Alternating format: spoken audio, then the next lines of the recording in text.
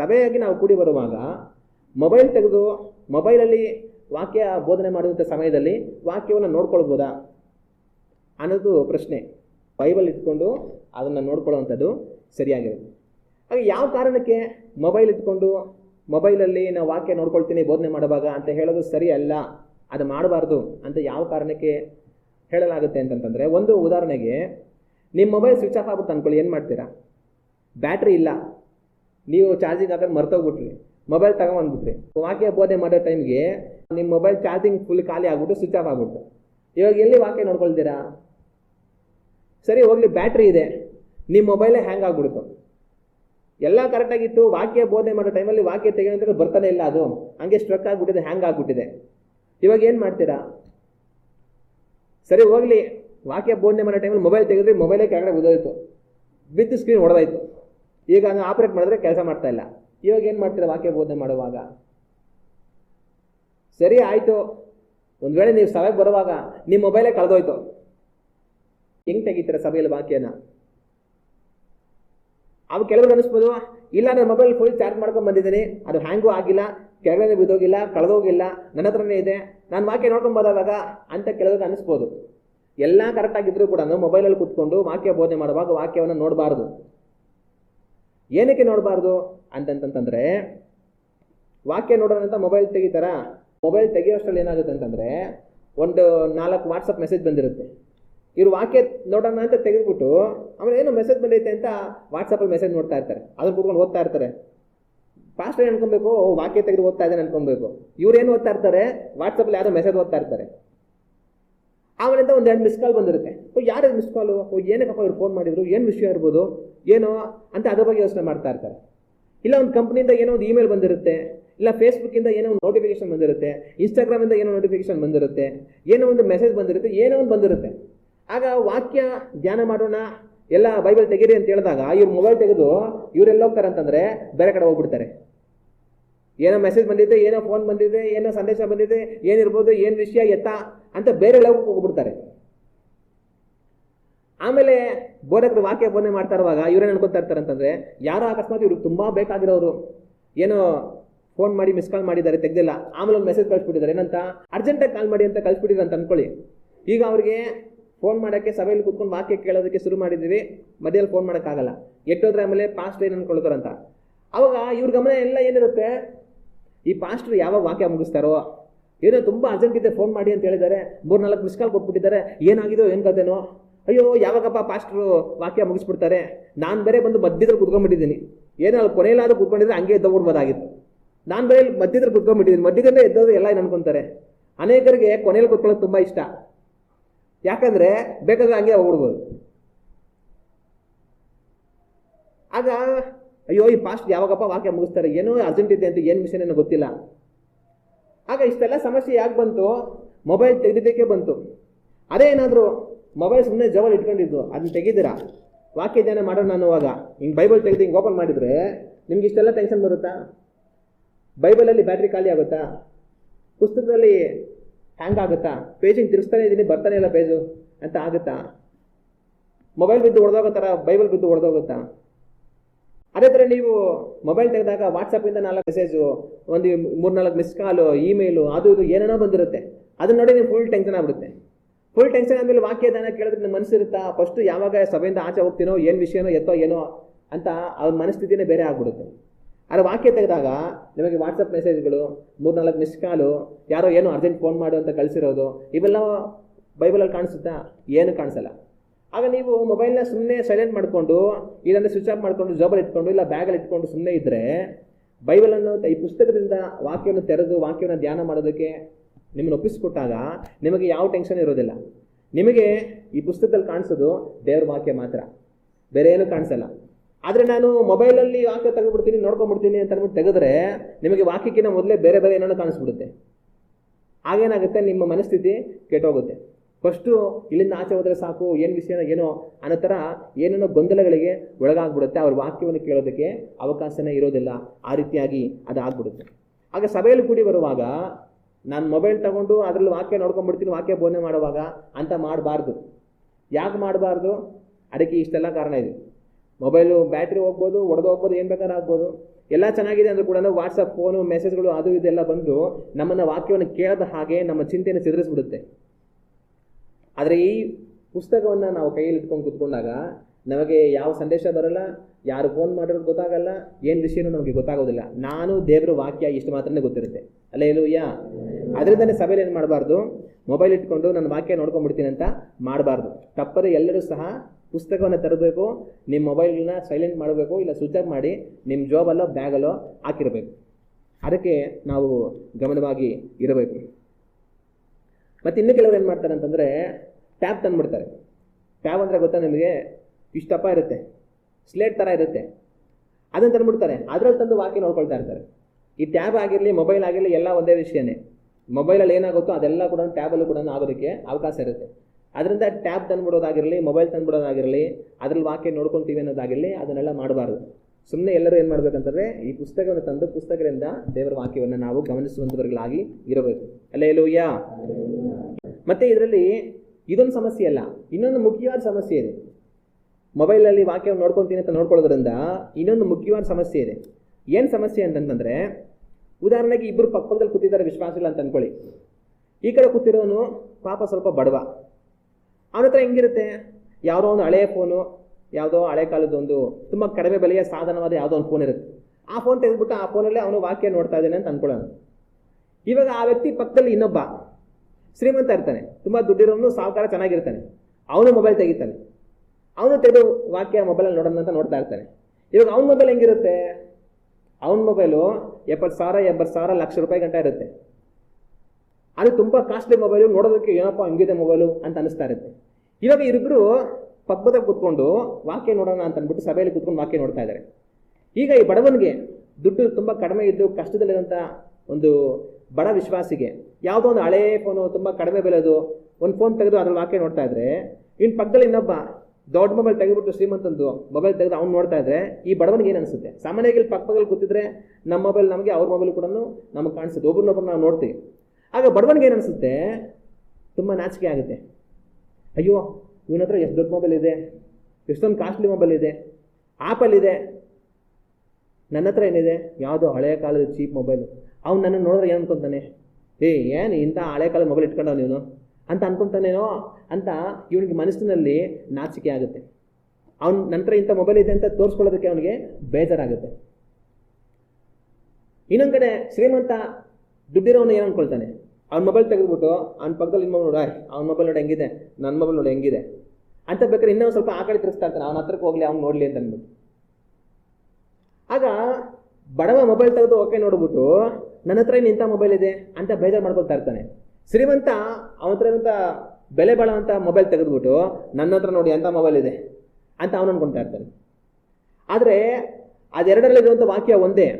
ದೇವರು ತನ್ನ ವಾಕ್ಯವನ್ನು ಎಲ್ಲರಿಗೂ ಸಮಾನವಾಗಿ ಕೊಟ್ಟಿದ್ದಾರೆ. ದೇವರು ಶ್ರೀಮಂತರಿಗೆ ಒಂದು ವಾಕ್ಯ, ಬಡವರಿಗೆ ಅಂತ ಒಂದು ವಾಕ್ಯ ಅಂತ ಕೊಟ್ಟಿಲ್ಲ.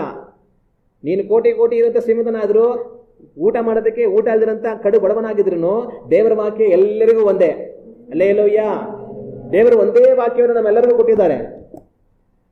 ಆದರೆ ನಾವು ಮೊಬೈಲಲ್ಲಿ ವಾಕ್ಯ ನೋಡ್ತೀವಿ ಅಂತ ಇವ್ರು ಶುರು ಮಾಡಿಬಿಟ್ಟು ಬಡವ ಏನಾಗ್ತಾನೆ, ಬಾಧೆ ಪಟ್ಕೊಳ್ತಾನೆ. ಅಯ್ಯೋ, ನನ್ನ ಹತ್ರ ಇಂಥ ಮೊಬೈಲ್ ಇದೆಯಲ್ಲ.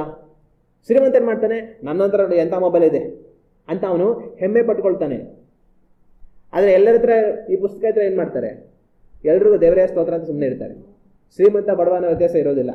ಆದರೆ ಮೊಬೈಲ್ ಇಟ್ಕೊಂಡ್ರೆ ಏನಾಗುತ್ತೆ, ವ್ಯತ್ಯಾಸಗಳು ಅಲ್ಲಿ ಕಾಣಿಸುತ್ತೆ. ಆಗ ಬಡವ ಏನು ಮಾಡ್ತಾನೆ, ದೇವರೇ ನನ್ನನ್ನು ಯಾಕಪ್ಪ ಹಿಂಗೆ ಇಟ್ಟಿದ್ಯಾ, ನೋಡು ಅವನ ಹತ್ರ ಎಂಥ ಮೊಬೈಲ್ ಇದೆ, ನನ್ನ ಹತ್ರ ನೋಡು ದೇವರೇ ಎಂಥ ಮೊಬೈಲ್ ಇದೆ ಅಂತ ಬಾಧೆ ಪಟ್ಕೊಳ್ತಾನೆ, ದೇವರನ್ನು ಬಾಧೆ ಪಡಿಸ್ತಾನೆ. ಶ್ರೀಮಂತ ಏನು ಮಾಡ್ತಾನೆ, ದೇವರೇ ನೋಡಪ್ಪ ಅವನ ಹತ್ರ ಎಂಥ ಮೊಬೈಲ್ ಇದೆ, ನನ್ನ ಹತ್ರ ನೋಡಪ್ಪ ಎಂಥ ಮೊಬೈಲ್ ಇದೆ ಅಂತ ಅವನು ಹೆಮ್ಮೆ ಪಟ್ಕೊಳ್ತಾನೆ. ಸೈತಾನನು ಅವನನ್ನು ಹಾಳು ಮಾಡೋದಕ್ಕೆ ದಾರಿ ಮಾಡಿಕೊಡ್ತಾನೆ. ಬಡವ ತನಗಿರುವಂಥ ಪರಿಸ್ಥಿತಿ ನೋಡಿ ದೇವರೇ ಯಾಕಪ್ಪ ನನಗೆ ಇಟ್ಟಿದೆ ಅಂತ ಬಾಧೆ ಪಟ್ಟು ದೇವರನ್ನ ಬಾಧೆ ಪಡಿಸ್ತಾನೆ. ದೇವರು ಯಾಕೆ ಬಾಧೆ ಪಡ್ತಾರೆ? ದೇವರು ಯಾರಿಗೂ ಯಾವತ್ತೂ ಏನು ಕಡಿಮೆ ಮಾಡಿಲ್ಲ.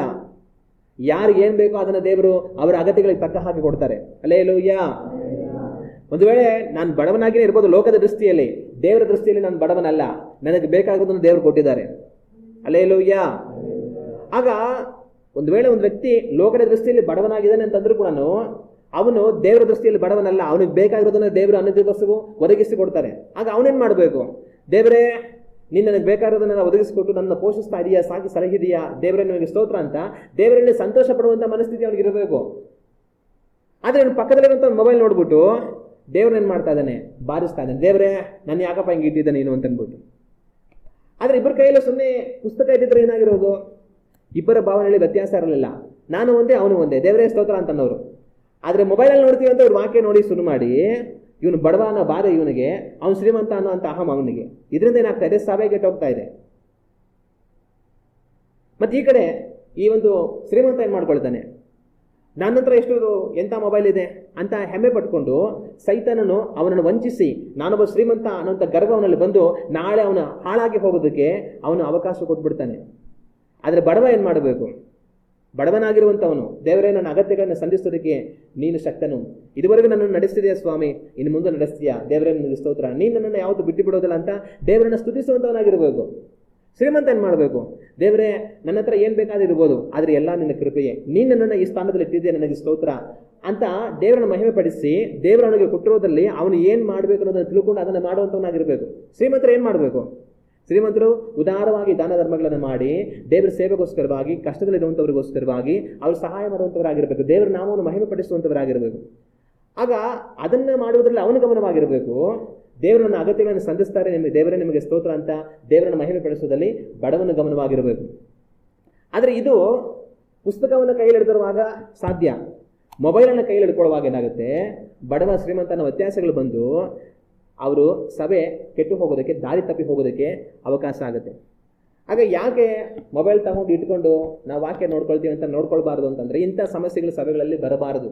ಎಲ್ಲರ ಕೈಯಲ್ಲೂ ಪುಸ್ತಕ ಇರಬೇಕು, ಪುಸ್ತಕದಿಂದ ವಾಕ್ಯವನ್ನು ನಾವು ನೋಡ್ಕೊಳ್ಬೇಕು. ಆಗ ಒಂದು ನಾವೇನೋ ವಸ್ತುನ ತಗೊಂಡು ಎಲೆಕ್ಟ್ರಾನಿಕ್ ಮೊಬೈಲ್ ತಗೊಂಬಂದು ಇಟ್ಕೊಂಡು ನೋಡ್ಕೊಳ್ತೀವಿ ಅಂತಂದರೆ ಅದು ಚಾರ್ಜಿಂಗ್ ಖಾಲಿ ಆಗ್ಬೋದು, ಒಡೆದು ಹೋಗ್ಬೋದು, ಕಳೆದು ಹೋಗ್ಬೋದು, ಏನು ಬೇಕಾದ್ರೂ ಆಗ್ಬೋದು. ಇಲ್ಲ ಯಾವುದೋ ಮೆಸೇಜು, ಫೋನು ಅದು ಇದೆಲ್ಲ ಬಂದು ನಮ್ಮ ಗಮನವನ್ನು ಸೆದರಿಸ್ಬೋದು. ಇಲ್ಲ ನನ್ನ ಹತ್ರ ದೊಡ್ಡ ಮೊಬೈಲ್ ಇದೆ, ಅವ್ರದ್ದು ಚಿಕ್ಕ ಮೊಬೈಲ್ ಇದೆ ಅಂತ ಸಭೆಯಲ್ಲಿ ವ್ಯತ್ಯಾಸಗಳಾಗಿ ಜನಗಳ ಮನಸ್ಥಿತಿ ಕೆಟ್ಟು ಹೋಗ್ಬೋದು. ಇದು ಯಾರಿಗೂ ದಾರಿ ಆಗಬಾರ್ದು ಅಂತಂದರೆ ಪುಸ್ತಕವನ್ನು ತಂದು ದೇವರೇ ಸ್ತೋತ್ರ ಅಂತ ನಾವು ದೇವರ ಸನ್ನಿಧಿಯಲ್ಲಿ ಕುಳಿತುಕೊಳ್ಬೇಕು. ಹಲ್ಲೆಲೂಯಾ.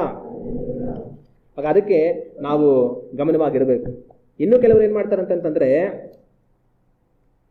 ಒಂದು ವೇಳೆ ಅವ್ರ ಹತ್ರ ಯಾವುದೋ ಹಳೆ ಮೊಬೈಲ್, ಚಿಕ್ಕ ಮೊಬೈಲ್ ಇದ್ದವರೆಗೂ ಅದರಲ್ಲಿ ವಾಕ್ಯ ನೋಡೋದಿಲ್ಲ. ಆದರೆ ಮೊಬೈಲಲ್ಲಿ ಯಾವಾಗ ವಾಕ್ಯ ನೋಡ್ತಾರೆ ಅಂತಂದರೆ, ಹೊಸ ಮೊಬೈಲು ದೊಡ್ಡ ಮೊಬೈಲ್ ತೊಗೊಂಡ್ಬಿಟ್ಟಾಗ ಅದರಲ್ಲಿ ವಾಕ್ಯ ನೋಡೋದು ಶುರು ಮಾಡಿಬಿಡ್ತಾರೆ. ಏನಕ್ಕೆ, ಎಲ್ಲರಿಗೂ ತೋರಿಸೋದಕ್ಕೆ. ಹೊಸ ಮೊಬೈಲ್ ತೊಗೊಂಡಿದ್ದೀನಿ, ದೊಡ್ಡ ಮೊಬೈಲ್ ತೊಗೊಂಡಿದ್ದೀನಿ, ಕಾಸ್ಟ್ಲಿ ಮೊಬೈಲ್ ತೊಗೊಂಡಿದ್ದೀನಿ ಅಂತ. ಅಲ್ಲೇ ಲೂಯ್ಯ ಅಂತ ಅನ್ನುವಾಗ ಎಲ್ಲ ನಾವೆಲ್ಲ ಕೈ ಎತ್ತೀವಿ, ಇವ್ರನ್ನ ಎತ್ತರ ಗೊತ್ತಾ, ಮೊಬೈಲ್ ಎತ್ತಾರೆ, ಅಲ್ಲೇ ಲೂಯ್ಯ ಅಂತ ಅಂದ್ಬಿಟ್ಟು. ಏನಕ್ಕೆ, ತೋರಿಸೋದಕ್ಕೆ ಎಲ್ಲರಿಗೂ. ಆಗ ಮೊಬೈಲ್ಗಳು ಯಾವತ್ತೂ ಜೋಬಲ್ಲಿ ಇರಬೇಕು, ಇಲ್ಲ ಬ್ಯಾಗಲ್ಲಿ ಇರಬೇಕು, ಪುಸ್ತಕ ನಮ್ಮ ಕೈಯಲ್ಲಿ ಇರಬೇಕು. ಅಲ್ಲೇ ಲೂಯ್ಯ. ಆಗ ಅದಕ್ಕೆ ನಾವು ಗಮನವಾಗಿರಬೇಕಾಗಿರುವಂಥದ್ದು ಬಹಳ ಮುಖ್ಯ. ಮತ್ತು ಇನ್ನೂ ಕೆಲವರು ಏನಂತಂದರೆ, ಬೈಬಲ್ನ ಮೊಬೈಲಲ್ಲೇ ಓದ್ಕೊತೀನಿ ಅಂತ ಓದ್ಕೊಳ್ಳೋರು ಇದ್ದಾರೆ. ಮನೆಗಳಲ್ಲಿ ಓದುವಾಗ ನಾನು ಮೊಬೈಲಲ್ಲೇ ಓದ್ಕೊತೀನಿ ಬೈಬಲ್ ಅಂತ ಓದ್ಕೊಂಡಿರುತ್ತೆ. ಮನೆಯಲ್ಲೂ ಕೂಡ ಮೊಬೈಲಲ್ಲೇ ವಾಕ್ಯ ಓದ್ಕೊತೀನಿ ಅಂತ ಓದಬಾರದು. ಪುಸ್ತಕವನ್ನು ತೆಗೆದು ವಾಕ್ಯವನ್ನು ಓದಬೇಕು. ಏನು ಕಾರಣ, ಇದೇ ಕಾರಣ. ಹಂಗಂತಂದರೆ ಮೊಬೈಲಲ್ಲಿ ನಾನು ವಾಕ್ಯ ಓದ್ತೀನಿ ಅಂತ ಮನೇಲಿ ಓದ್ತಾ ಇದ್ದಾಗಲೂ ಕೂಡ ಯಾರೋ ಫೋನ್ ಮಾಡ್ತಾರೆ, ವಾಟ್ಸಪ್ಪಲ್ಲಿ ಏನೋ ಮೆಸೇಜ್ ಬರುತ್ತೆ, ಏನೋ ಇಮೇಲ್ ಬರುತ್ತೆ, ನಾವು ಅದನ್ನು ನೋಡಿಕೊಂಡು ಅವ್ರ ಹತ್ರ ಮಾತಾಡಿಕೊಂಡು ನಾವು ವಾಕ್ಯ ಓದೋದೇ ದಾರಿ ತಪ್ಪೋಗುತ್ತೆ. ಆದರೆ ನಾವು ವಾಕ್ಯ ಓದ್ತೀವಿ ಮನೇಲಿ ಅಂತಂದರೆ ಮೊಬೈಲ್ನ ಸುಮ್ಮನೆ ಸ್ವಿಚ್ ಆಫ್ ಮಾಡಿನೋ, ಸೈಲೆಂಟ್ ಮಾಡಿನೋ, ಪಕ್ಕದಲ್ಲಿ ಇಟ್ಬಿಟ್ಟು ನನಗೆ ಯಾವ ಅಡೆತಡೆ ಇರಬಾರ್ದು, ನಾನು ನೆಮ್ಮದಿಯಾಗಿ ದೇವ್ರ ವಾಕ್ಯ ಓದಬೇಕು, ದೇವ್ರ ನನ್ನ ಜೊತೆ ಮಾತಾಡಬೇಕು, ನಾನು ದೇವ್ರ ಜೊತೆ ಮಾತಾಡಬೇಕು, ದೇವ್ರ ಮಾತನ್ನು ತಿಳ್ಕೊಳ್ಬೇಕು ಅಂತ ಸೈಲೆಂಟಾಗಿ ನಾವು ದೇವ್ರ ವಾಕ್ಯ ಓದ್ತಾ ಇರಬೇಕು. ನಿಮ್ಮಲ್ಲಿ ಎಷ್ಟು ಜನಗಳಿಗೆ ದೇವ್ರ ನಿಮ್ಮ ಹತ್ರ ಮಾತಾಡ್ಬೇಕಂತ ಇಷ್ಟ ಇದೆ ಹೇಳಿ ನೋಡೋಣ. ದೇವ್ರ ನಿಮ್ಮ ಜೊತೆ ಮಾತಾಡ್ಬೇಕಂದ್ರೆ ನಿಮ್ಗೆ ಎಷ್ಟು ಜನಗಳಿಗೆ ಇಷ್ಟ ಇದೆ? ದೇವ್ರ ನಿಮ್ಮ ಜೊತೆ ಮಾತಾಡ್ಬೇಕಂತಂದರೆ ನಿಮ್ಮ ಮೊಬೈಲ್ ಸೈಲೆಂಟ್ ಆಗಬೇಕು. ಮನುಷ್ಯರ ಶಬ್ದಕ್ಕೆ ನಿಮ್ಮ ಕಿವಿ ಮುಚ್ಚಿದ್ರೇನೆ ದೇವ್ರ ಶಬ್ದಕ್ಕೆ ನಿಮ್ಮ ಕಿವಿ ತೆರೆಯೋದು. ಹಂಗಂತಂದ್ರೆ ನೀವು ಮೊಬೈಲ್ನ ಸೈಲೆಂಟ್ ಮಾಡಿ ಪಕ್ಕಕ್ಕೆ ಇಟ್ಬಿಟ್ಟು ದೇವರೇ ನನ್ನ ಹತ್ರ ಮಾತಾಡುವಂಥ ವಾಕ್ಯ ಇಟ್ಕೊಂಡು ಓದ್ತಾ ಇರಿ, ದೇವ್ರ ನಿಮ್ಮ ಜೊತೆ ಮಾತಾಡ್ತಾರೆ.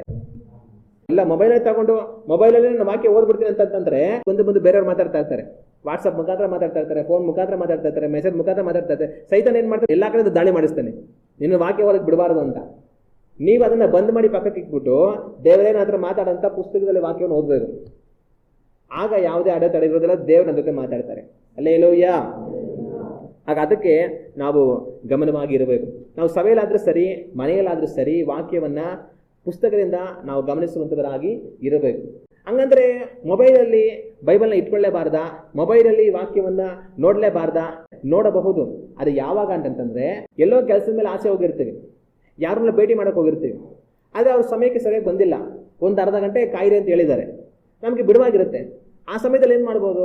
ಮೊಬೈಲ್ ತಗೊಂಡು ಸುಮ್ಮನೆ ಯೂಟ್ಯೂಬಲ್ಲಿ ಶಾರ್ಟ್ಸ್ ನೋಡಿಕೊಂಡು, ಇನ್ಸ್ಟಾಗ್ರಾಮಲ್ಲಿ ರೀಲ್ಸ್ ನೋಡಿಕೊಂಡು ಸಮಯನ ವ್ಯರ್ಥ ಮಾಡಬಲ್ಲು ಮೊಬೈಲ್ನಲ್ಲೇ ದೇವರ ವಾಕ್ಯವನ್ನು ಆ ಸಮಯದಲ್ಲಿ ಓದುವಂಥವರಾಗಿ ನಾವು ಇರಬೇಕು. ಆಗ ಅನಿರೀಕ್ಷಿತವಾದ ಕೆಲವು ಸಂದರ್ಭಗಳಲ್ಲಿ ನಮಗೆ ಬಿಡುವು ಸಿಗುವಾಗ ಮೊಬೈಲಿಂದ ನಾವು ವಾಕ್ಯವನ್ನು ಓದ್ಬೋದು. ಅದು ಸಭೆಗೆ ಬರುವಾಗಲಾದರೂ ಸರಿ, ಇಲ್ಲ ನಾವು ಮನೆಯಲ್ಲಿ ಓದುವಾಗಲೂ ಸರಿ, ಪುಸ್ತಕದಿಂದ ನಾವು ಓದಿ ವಾಕ್ಯವನ್ನು ಕಲಿಯುವಂಥವர்களಾಗಿ ಇರಬೇಕು.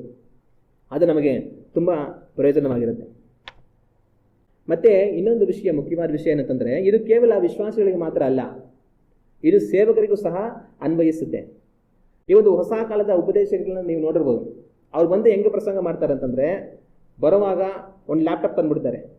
ಹಿಂದಿನ ಕಾಲದಲ್ಲಿ ಸೇವಕರೆಲ್ಲ ವಾಕ್ಯ ಬೋಧನೆ ಮಾಡೋಕ್ಕೆ ಬಂದರೆ ಬೈಬಲ್ ಪುಸ್ತಕ ತಂದಿಡೋರು, ಒಂದು ನೋಟ್ ಪುಸ್ತಕ ತಂದಿಡೋರು, ಇಟ್ಟು ಅದರಿಂದ ವಾಕ್ಯ ಬೋಧನೆ ಮಾಡೋರು. ಇವಾಗ ಬಂದಿರೋಂಥ ಹಲವಾರು ಉಪದೇಶಕರು ಯಾವ ಥರ ಬರ್ತಾರೆ ಅಂದರೆ, ಬರೋವಾಗಲೇ ಲ್ಯಾಪ್ಟಾಪ್ ತಗೊಂಡ್ರೆ ಲ್ಯಾಪ್ಟಾಪ್ ಇಟ್ಬಿಡ್ತಾರೆ. ಲ್ಯಾಪ್ಟಾಪ್ ಹಿಂಗೆ ತೆಗೆದುಬಿಟ್ಟು ಆ ವಾಕ್ಯ ಧ್ಯಾನ ಮಾಡೋಣ ಅಂತ ಶುರು ಮಾಡ್ಕೊತಾರೆ. ಇಲ್ಲಾಂದರೆ ಒಂದು ಟ್ಯಾಬು, ಒಂದಿಷ್ಟು ತಗಲ ಇರೋದು ಟ್ಯಾಬ್ ತಂದುಬಿಟ್ಟು, ಟ್ಯಾಬ್ ಇಟ್ಬಿಟ್ಟು ಆ ಟ್ಯಾಬಿಂದ ವಾಕ್ಯ ಬೋಧನೆ ಮಾಡೋಣ ಅಂತ ಶುರು ಮಾಡ್ಕೊಳ್ತಾರೆ. ಈಗ ಮೊಬೈಲಿಂದ ವಾಕ್ಯ ನೋಡಬಾರ್ದು ಅಂತ ವಿಶ್ವಾಸಿಗಳಿಗೆ ಹೇಳುವಾಗ ಸೇವಕರಿಗೂ ಸಹ ಅನ್ವಯಿಸುತ್ತೆ. ಸೇವಕರು ಸಹ ಲ್ಯಾಪ್ಟಾಪ್ ಇಟ್ಕೊಂಡು ಇಲ್ಲ ಟ್ಯಾಬ್ ಇಟ್ಕೊಂಡು ವಾಕ್ಯ ಬೋಧನೆ ಮಾಡುವಂಥದ್ದು ಸೂಕ್ತವಾದದ್ದು ಅಲ್ಲ. ಯಾವ ಕಾರಣಕ್ಕೆ ಸೂಕ್ತವಾದದ್ದಲ್ಲ ಅಂತಂತಂದರೆ, ಒಂದು ವೇಳೆ ವಿಶ್ವಾಸಿಗಳಿಗೆ ಆದ ರೀತಿ ಇವ್ರಿಗೂ ಆದರೆ, ಒಂದು ವೇಳೆ ತುಂಬ ಆಳವಾದ ವಾಕ್ಯ ಸಂದೇಶವನ್ನು ಸಿದ್ಧ ಮಾಡಿದ್ದೀನಿ, ಹೋಗಿ ಇವತ್ತು ನಾನು ವಾಕ್ಯವನ್ನು ಚೆನ್ನಾಗಿ ಬೋಧನೆ ಮಾಡಬೇಕಂತ ಅತ್ಯಂತ ಉತ್ಸಾಹದಿಂದ ಬಂದಿದ್ದೀನಿ, ಇನ್ನೇನು ಆರನೇ ಎಲ್ಲ ಮುಗೀತು, ನಾನು ವಾಕ್ಯ ಬೋಧನೆ ಮಾಡಿದಕ್ಕೆ ಮುಂದೆ ಹೋಗಬೇಕು, ನಂದು ಟ್ಯಾಬು ಸ್ವಿಚ್ ಆಫ್ ಆಗ್ಬಿಡ್ತು, ಲ್ಯಾಪ್ಟಾಪು ಹ್ಯಾಂಗ್ ಆಗ್ಬಿಡ್ತು, ತೆಗೆದ್ರೆ ಓಪನ್ ಆಗ್ತಾ ಇಲ್ಲ. ನಾನು ಆಳವಾದ ವಾಕ್ಯ ಸಂದೇಶ ಸಿದ್ಧ ಮಾಡಿದ್ದೀನಿ, ಅದು ಎಲ್ಲಿದೆ? ಟ್ಯಾಬಲ್ಲಿದೆ, ಲ್ಯಾಪ್ಟಾಪಲ್ಲಿದೆ. ಈಗ ಟ್ಯಾಬ್ ಓಪನ್ ಆಗ್ತಾ ಇಲ್ಲ, ಲ್ಯಾಪ್ಟಾಪ್ ಓಪನ್ ಆಗ್ತಾ ಇಲ್ಲ. ಏನು ಮಾಡಬೇಕು? ಹೆಂಗೆ ವಾಕ್ಯ ಬೋಧನೆ ಮಾಡೋದು? ಆವಾಗ ಸೇವಕರಿಗೂ ಸಹ ಇದು ಅನ್ವಯಿಸುತ್ತೆ. ಸೇವಕರು ಏನು ಮಾಡಬೇಕು? ಲ್ಯಾಪ್ಟಾಪ್ ಇಟ್ಕೊಂಡು ಟ್ಯಾಬ್ ಇಟ್ಕೊಂಡು ವಾಕ್ಯ ಬೋಧನೆ ಮಾಡ್ತೀವಿ ಅನ್ನೋದು ಸೂಕ್ತ ಅಲ್ಲ. ಪುಸ್ತಕ ಇಟ್ಕೊಂಡು ವಾಕ್ಯ ಬೋಧನೆ ಮಾಡುವಂಥದ್ದು ಸೂಕ್ತ. ಕಾರಣ ಏನಂತಂದರೆ, ಎಲೆಕ್ಟ್ರಾನಿಕ್ ವಸ್ತುಗಳನ್ನು ನಂಬಿಕೊಂಡು ಹೋದರೆ ಎಲೆಕ್ಟ್ರಾನಿಕ್ ವಸ್ತುಗಳು ಯಾವಾಗ ಬೇಕಾದ್ರೆ ಕೈ ಕೊಟ್ಬಿಡುತ್ತೆ. ಅದರಿಂದ ಪುಸ್ತಕದಿಂದ ವಾಕ್ಯವನ್ನು ಜನಗಳಿಗೆ ಬೋಧನೆ ಮಾಡೋದನ್ನು ಸೇವಕರು ರೂಢಿಸ್ಕೊಳ್ಳುವಂಥದ್ದು ತುಂಬ ಒಳ್ಳೆಯದು. ಮತ್ತು ಇನ್ನೊಂದು ದೊಡ್ಡ ಸಮಸ್ಯೆ ಏನು ಗೊತ್ತಾ? ಹಲವರು ಏನು ಅನ್ಕೊಳ್ತಾರೆ ಅಂತಂದರೆ, ಒಂದು ಲ್ಯಾಪ್ಟಾಪ್ ತಂದು ವಾಕ್ಯ ಬೋಧನೆ ಮಾಡಿಬಿಟ್ಟು, ಒಂದು ಟ್ಯಾಬ್ ತಂದು ಇಟ್ಟುಬಿಟ್ಟು ವಾಕ್ಯ ಬೋಧನೆ ಮಾಡಿಬಿಟ್ಟು ನಾನು ದೊಡ್ಡ ಸೇವಕ ಅಂತ ಅಂದ್ಕೊಂಡ್ಬಿಡ್ತಾರೆ. ಅನೇಕ ಜನಗಳಿಗೆ ಭಾವನೆ ಏನಂತಂದರೆ, ಯಾರೋ ವಾಕ್ಯ ಬೋಧನೆ ಮಾಡೋವಾಗ ಬೈಬಲ್ ತಗೊಂಡು ನೋಟ್ಬುಕ್ ತೊಗೊಂಡ್ಬಂದರೆ ಯಾರೋ ಸಾಧಾರಣ ಸೇವಕರು ಇರಬೇಕು ಅನ್ನೋ ಭಾವನೆ. ಅದೇ ಯಾರಾದರೂ ಒಂದು ಲ್ಯಾಪ್ಟಾಪ್ ತೊಗೊಂಡ್ಬರ್ತಾ ಇದ್ರೆ, ಒಂದು ಟ್ಯಾಬ್ ತೊಗೊಂಡ್ಬರ್ತಾ ಇದ್ರೆ, ಓಹ್ ಲ್ಯಾಪ್ಟಾಪ್ ತೊಗೊಂಡ್ಬರ್ತಾ ಇದ್ದಾರೆ, ಟ್ಯಾಬ್ ತೊಗೊಂಡ್ಬರ್ತಾ ಇದ್ದಾರೆ, ಓಹ್ ಯಾರು ದೊಡ್ಡ ಸೇವಕರು ಇರಬೇಕು ಅನ್ನೋದು ಜನಗಳ ಭಾವನೆ. ಅದೇ ಥರ ಲ್ಯಾಪ್ಟಾಪ್ ತಂದು ಇಟ್ಬಿಟ್ಟು ಬೋಧನೆ ಮಾಡಿಬಿಟ್ಟು, ಟ್ಯಾಬ್ ತಂದು ಇಟ್ಬಿಟ್ಟು ಬೋಧನೆ ಮಾಡಿಬಿಟ್ಟು ಇವ್ರ ಭಾವನೆ ಏನಂತಂದರೆ, ನಾನು ದೊಡ್ಡ ಸೇವಕ. ಯಾಕೆ? ನಾನು ಟ್ಯಾಬಿಂದ ಬೋಧನೆ ಮಾಡ್ತಾ ಇದ್ದೀನಿ, ನಾನು ಲ್ಯಾಪ್ಟಾಪಿಂದ ಬೋಧನೆ ಮಾಡ್ತಾ ಇದ್ದೀನಿ. ಆಗ ಅನೇಕರು ಯೋಚನೆ ಮಾಡೋದೇನಂತಂದರೆ, ನಾನು ಟ್ಯಾಬ್ ತೊಗೊಂಡು ಇಲ್ಲ ಲ್ಯಾಪ್ಟಾಪ್ ತೊಗೊಂಡೋಗಿ ಇಟ್ಬಿಟ್ಟು ವಾಕ್ಯ ಬೋಧನೆ ಮಾಡಿದ್ರೆ ಜನಗಳು ಇವ್ರು ಯಾರೋ ದೊಡ್ಡ ಸೇವಕರು ಇರಬೇಕು ಅಂತ ಅಂದ್ಕೊಳ್ತಾರೆ ಅನ್ನೋ ಕಾರಣಕ್ಕೇನೆ ಲ್ಯಾಪ್ಟಾಪ್ ತೊಗೊಂಡಿಟ್ಬಿಟ್ಟು ಟ್ಯಾಬ್ ತೊಗೊಂಡಿಟ್ಬಿಟ್ಟು ಬೋಧನೆ ಮಾಡ್ತಾ ಇರ್ತಾರೆ. ಆದರೆ ಲ್ಯಾಪ್ಟಾಪ್ನ ತಂದು ನಾವು ಇಡೋದ್ರಿಂದನೋ ಟ್ಯಾಬ್ ತಂದು ನಾವು ಇಡೋದ್ರಿಂದನೋ ನಮಗೆ ದೊಡ್ಡ ಸೇವಕ ಅನ್ನೋ ಭಾವನೆ ಜನಗಳು ಬರಬೇಕಾದ ಅಗತ್ಯ ಇಲ್ಲ. ಇವನು ಯಾರೋ ಸಾಧಾರಣ ಸೇವಕ ಅನಿಸಿದ್ರೆ ಪರವಾಗಿಲ್ಲ, ನಾನು ಬೋಧಿಸುವ ಕರ್ತನು ದೊಡ್ಡವನು ಅನ್ನೋದು ಜನಗಳು ಗೊತ್ತಾಗಬೇಕು. ಹಲ್ಲೆಲೂಯಾ. ನಾನು ಟ್ಯಾಬ್ ಇಟ್ಬಿಟ್ಟು ಲ್ಯಾಪ್ಟಾಪ್ ಇಟ್ಬಿಟ್ಟು ನಾನು ಯಾರೋ ದೊಡ್ಡ ಸೇವಕ ಅನ್ನೋ ಭಾವನೆ ಜನಗಳಿಗೆ ಬರೋ ಥರ ಮಾಡ್ಬೇಕಾದ ಅಗತ್ಯ ಇಲ್ಲ. ನಾನು ಸಾಧಾರಣ ಮನುಷ್ಯನು, ನನ್ನ ಕರ್ತನು ದೊಡ್ಡವನು, ನಾನು ಬೋಧಿಸುವಂತ ವಾಕ್ಯದಲ್ಲಿರುವಂಥ ಕರ್ತನು ದೊಡ್ಡವನು ಅನ್ನೋದು ಜನಗಳಿಗೆ ಅರ್ಥ ಆದರೆ ಸಾಕು. ಆದರೆ ಅನೇಕರ ಭಾವನೆ ಏನಂತಂದ್ರೆ, ನಾನು ಟ್ಯಾಬ್ ತಂದಿಟ್ಬಿಟ್ಟು ಲ್ಯಾಪ್ಟಾಪ್ ತಂದಿಟ್ಬಿಟ್ಟು ನಾನು ಯಾರೋ ದೊಡ್ಡ ಸೇವಕ ಅಂತ ಅನ್ಕೊಬೇಕು ಜನಗಳು ಅನ್ನೋದು ಭಾವನೆ. ನಾವು ಸಾಧಾರಣರಾದ್ರೂ ಪರವಾಗಿಲ್ಲ, ಕರ್ತನು ದೊಡ್ಡವನೆಂಬುದಾಗಿ ಎಣಿಸಲ್ಪಡಬೇಕು. ಸ್ಥಾನಿಕನಾದ ಯೋಹಾನನು ಅತ್ಯದ್ಭುತವಾದ ಒಂದು ಮಾತು ಹೇಳ್ತಾನೆ. ಸ್ಥಾನಿಕನಾದ ಯೋಹಾನನು ಅನೇಕರಿಗೆ ದೀಕ್ಷಾಸ್ಥಾನ ಕೊಡ್ತಾ ಇರ್ತಾನೆ. ಆದರೆ ಒಂದು ಕಾಲದಲ್ಲಿ ಯೇಸು ಕ್ರಿಸ್ತನು ಬಂದ ನಂತರ ದೀಕ್ಷಾಸ್ಥಾನವನ್ನು ಪಡೆಯೋದಕ್ಕೆ ಜನಗಳೆಲ್ಲ ಆತನ ಹತ್ರ ಹೋಗ್ತಾ ಇರ್ತಾರೆ. ಆಗ ಯೋಹಾನನ ಶಿಷ್ಯರಿಗೆ ಏನಿದ್ದು ನಮ್ಮ ಹತ್ರಕ್ಕೆ ಜನಗಳು ಯಾರು ಬರ್ತಾ ಇಲ್ವಲ್ಲ ಅಂತ ಅನ್ನಿಸ್ಬಿಟ್ಟು ಯೋಹಾನನ ಹತ್ರ ಹೋಗಿ ಹೇಳ್ತಾರೆ, ಸ್ವಾಮಿ ನಿನ್ನ ಅವತ್ತೊಬ್ಬನು ದೀಕ್ಷಾಸ್ಥಾನ ಕೊಟ್ಟೇ ಇಲ್ಲ, ನೀನು ಸಾಕ್ಷಿ ಕೊಟ್ಟೇ ಇಲ್ಲ, ಎಲ್ಲರೂ ಆತನ ಹತ್ರಕ್ಕೆ ಹೋಗ್ತಾ ಇದ್ದಾನೆ, ಆತನ ದೀಕ್ಷಾಸ್ಥಾನ ಕೊಡ್ತಾ ಇದ್ದಾನೆ, ನಮ್ಮ ಹತ್ರಕ್ಕೆ ಯಾರು ಬರ್ತಾ ಇಲ್ಲ ಅಂತ ಸ್ಥಾನಿಕನಾದ ಯೋಹಾನನಿಗೆ ಹೇಳುವಾಗ ಅವನು ಹೇಳೋ ಮಾತು, ನಾನು ಕಡಿಮೆ ಆಗಬೇಕು, ಆತನ ವೃದ್ಧಿ ಆಗಬೇಕು. ನಾನು ಬಂದಿದ್ದೆ ಅದಕ್ಕೋಸ್ಕರ, ನನಗೆ ತೃಪ್ತಿ ಆಯಿತು, ನನ್ನ ಕಾರ್ಯವನ್ನು ನಾನು ನೆರವೇರಿಸಿದ್ದೀನಿ ಅಂತ ಹೇಳ್ದ. ನಾನು ನೀವು ಜನಗಳ ಮುಂದೆಗಡೆ ಕಡಿಮೆ ಆಗಬೇಕು, ಕರ್ತನ ಹೆಚ್ಚಾಗಬೇಕು. ಹಲ್ಲೆಲೂಯಾ. ಆದರೆ ಅನೇಕ ಸೇವಕರು ಇವತ್ತು ಏನು ಮಾಡ್ತಾ ಇದ್ದಾರೆ ಅಂತಂದರೆ, ಲ್ಯಾಪ್ಟಾಪು ಟ್ಯಾಬು ಅದೆಲ್ಲ ತಂದು ಇಟ್ಕೊಂಡ್ಬಿಟ್ಟು ಏನೋ ನಾವು ದೊಡ್ಡ ಸೇವಕರು ಅನ್ನೋ ಥರ ಜನಗಳಿಗೆ ತೋರಿಸ್ಕೊಳ್ಳೋಂಥ ಪ್ರಯತ್ನ ಮಾಡ್ತಾ ಇದ್ದಾರೆ. ನಾವು ಸಾಧಾರಣವಾಗಿದ್ದರೆ ಸಾಕು, ಕರ್ತನ ಮಹಿಮೆ ಪಟ್ಟರೆ ಸಾಕು. ಹಲ್ಲೆಲೂಯಾ. ಆ ರೀತಿಯಾಗಿ ಸೇವಕರು ಸಹ ಈ ವಿಷಯದಲ್ಲಿ ಗಮನವಾಗಿರಬೇಕಾಗಿರುವಂಥದ್ದು ಬಹಳ ಮುಖ್ಯವಾಗುತ್ತೆ.